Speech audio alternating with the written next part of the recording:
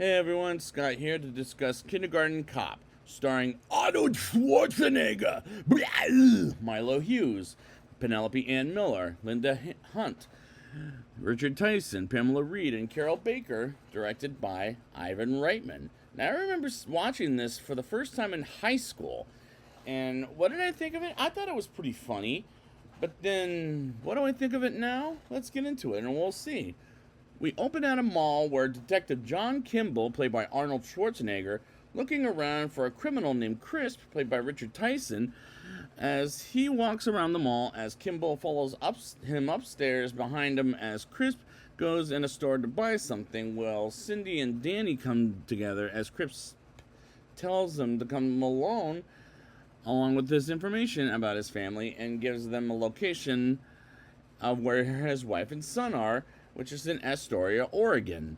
And Crisp suddenly shoots him dead, and the problem is, what if Crisp needed Danny to show him where they're at while Crisp gets a manicure, and Kimball arrests Crisp as well as his mother, and Eleanor, played by Carol Baker, and Cindy chooses not to testify while Detective Phoebe O'Hara, played by Pamela Reed, is interrogating her. And these opening scenes are painful to watch. Like, I'm a cop, you idiot! Just painful to see action star Arnold Schwarzenegger as saying a comedic line while looking badass. Kimball busts through the door and says these terrible one-liners like, I'm the party pooper, ugh, just to visit Cindy. And she does testify because Kimball scares the hell out of her, and he spots Crisp she spots Crisp and puts him in jail, while with Kimball and O'Hara watching as he interrogates Crisp, which was a pointless scene as the police captain, but put Kimball and O'Hara on a flight to Portland, Oregon. And while on the flight, some kids behind him won't stop screwing around, and Kimball tells them to stop screwing around or else he breaks a pencil to describe what will happen to the kid, which I don't buy that. While O'Hara is sick as they arrive to Portland and drive to Astoria, and O'Hara vomits and is sick and makes stop after stop for comedic purposes, which I don't find as funny anymore as when I was a kid or / teenager. Kimball confesses he had a son who's 13 years old, let me rephrase that, as he doesn't see him anymore, as he introduces O'Hara, and we'll explain why later, as he introduces O'Hara to his pet ferret. And they get to the motel as the next morning comes, and O'Hara is unfortunately still sick, and Kimball has to fill in as a substitute kindergarten teacher, and is introduced to the principal, Miss Schlowski, played by Linda Hunt, as she is scared for her children, even the kindergartners, while she'll be watching him, and she takes Kimball to the classroom as the kids' faces look terrified and hilarious as they see he's a giant, and Kimball asks questions to the children that seems rather difficult, while one little girl needs to use the restroom, and one kid brings up the privates, and Kimball asks for help to move a little girl's overalls. And one of the teachers, Joyce, played by Penelope Ann Miller, comes into the rescue while the kindergartners are messing around. And eventually Kimball shouts, "Shut up!" and runs outside as the kids start crying and gets the ferret. And none of this is funny except for when Kimball shouts, "Shut up!" That made me chuckle. Well, none of this is very funny at all, unfortunately. And Arnold does a terrible job at the whole comedy thing, as he works more as an action star than a comedic star, in my opinion. After a hard day, a kid named Dominic says to Kimball 5 teachers that are a lot better than him at this whole teaching business, and he also says he doesn't know that many people, and Kimball gets up and tries to feel better on his second day of teaching kindergarten, and Sylvester's mom, played by Kathy Moriarty, chats with Kimball about how worried she is about Sylvester, her son, because of playing with dolls to look under the skirts, and Kimball says he'll keep an eye on it as he spotted it the day before, I mean. Meanwhile, one kid eats the other kid's lunches, and Kimball plays the game with the kids called Who Is My Daddy and What Does He Do, which felt like an inappropriate as a title in so many levels, While a lot of the fathers are unfortunately deadbeats, and others have a professions.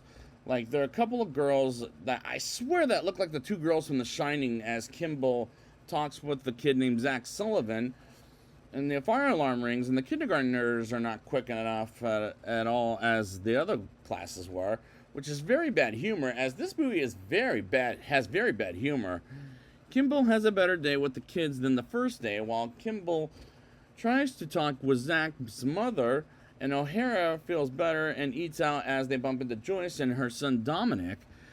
And they eat together while she's led to believe Kimball is in love with Joyce, as O'Hara pretends to be an Austrian sister named Ursula, because remember, Arnold Schwarzenegger is Austrian.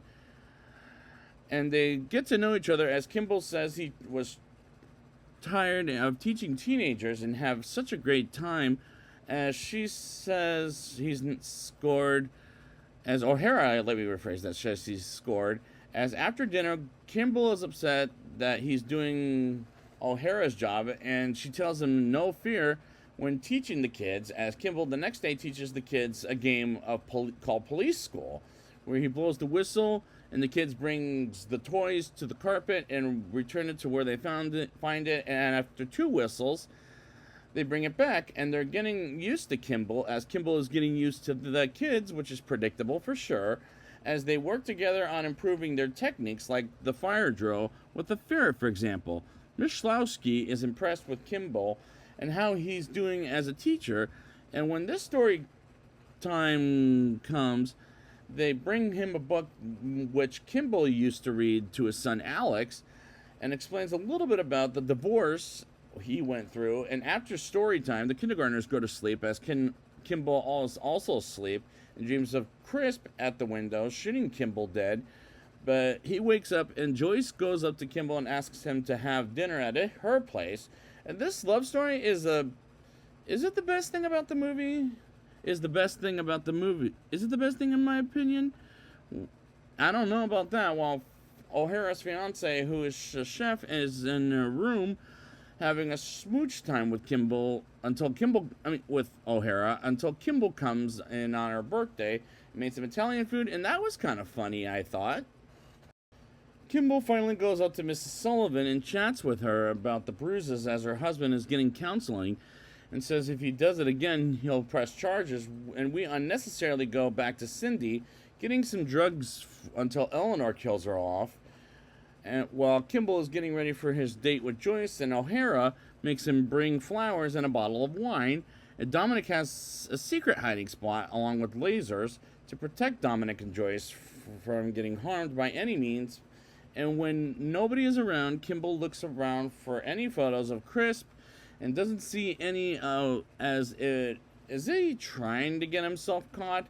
And they talk about how Joyce's ex-husband lives in France, and while Dominic forgot about him, and she would Dominic move everywhere to hide him, as she brings up how she married a monster, as it's obvious it's Crisp, as it was so telegraphed it wasn't funny. O'Hara visits Kimball, and she says Joyce is not the suspect, as he's in love with Joyce. It's scaring him to death, as Kimball bumps into Joyce, and they're glad she told him. And when they get back to class, Zach gets a bruise on the back of the neck, and they make a story about how he fell down, and talks with his mother and punches the father, as he starts to pressing charges against him, as Miss Schlowski comes out and has a chat with Kimball, as Kimball said he shouldn't have hit the man, as she tells him he's a wonderful teacher and asks him what it felt like to hit the father of Zach, as the cops have no choice but to let Crisp go. And the movie goes all over the place. And the next day at the fair, Kimball is there as Joyce Schlowski and O'Hara to watch the kids perform the Old President show. And Kimball is introduced to the community as the kids hug Kimball. It's a happy day until Crisp comes to town and gets some toys for Dominic. And Arnold has no charm in this movie, in my opinion. O'Hara comes up to Kimball with some bad news about Crisp getting free, and tells Joyce the truth is as her name is Rachel, and Kimball learns Crisp doesn't want the money, he wants Dominic. while Chris beats up a guy named Daryl and takes the toy set. Well, Kimball comes in and she's looking for Dominic as he goes to a satellite to set up his lasers on his own, which is super dangerous. For one thing, what if he got captured, but not just by Chris, but anyone who... And two, leaving a child on his own alone on the satellite is very dangerous. Like, how can anybody not stop him? As Kimball confesses he's a cop with O'Hara, as he hasn't seen his son for 7 years. And his ex-wife doesn't want him in his son's life, Kimball, I mean. And how dramatic and stupid is this movie? While Kimball and Joyce kiss and go to their classrooms, as O'Hara teaches the kids, with Kimball about never talking to strangers, which is a valuable advice for any parent to teach a kid. And this movie is already falling apart. And why does this exist? And it's not for kids, despite there's kids in this movie. But sometimes they're mildly vulgar language, as for a PG-13 rated movie, which comes off a little bit of a shock, as I don't like that too much, unfortunately. Miss Schlowski meets with Crisp and finds out his son is named Dominic and starts a fire, which triggers a fire alarm, as Kimball and O'Hara are playing with the children, and they see the fire is really in the school, and Dominic is with the kindergarten class until Crisp grabs him, and the other kids calls out a stranger, and Kimball looks for him while director Ivan Reitman's son Jason is a kid, makes out with a girl, while Crisp tells Dominic he's his father, and while Dominic calls for help, as O'Hara finds a way in the building until Eleanor bumps into her and grabs her gun, and eventually Joyce goes in and searches for Crisp. As she finds him, and he punches her, and Kimball barges in and asks Kimball's ferret bites Crisp out of the blue, while even though it was told he never bit anybody, while Kimball is shot in the leg and on the shoulder by Eleanor, while Kimball shoots Crisp dead. Yeah, he's dead. And drags himself in the showers as Eleanor almost kills Kimball until O'Hara beats up on Eleanor and says a terrible one-liner, "You're not so tough without your car, are you?" Which was cheesy and stupid. And Kimball goes to the hospital with O'Hara, and she's on crutches, and her fiance Henry comes in and invites Kimball to the wedding. And Kimball visits the kids one more time and shows the kids he's back. And Joyce walks in as the kids are excited Kimball is back. And Joyce comes in and smooches Kimball. And the climax was not my favorite as an adult. And neither was this movie. And I'll tell you why in my rating. I'll give this movie a 4.0 out of 10. I unfortunately didn't find this as good nor funny as when I was a kid / teenager when Arnold Schwarzenegger said these terrible lines, as they're more unfortunately like a chuckle than funny in my opinion, as Arnold did a terrible job with the comedy, as he's more of an action star than a comedic star. And the plot goes absolutely nowhere, as this movie shouldn't have been cherished, as it's so dumb it doesn't hold up.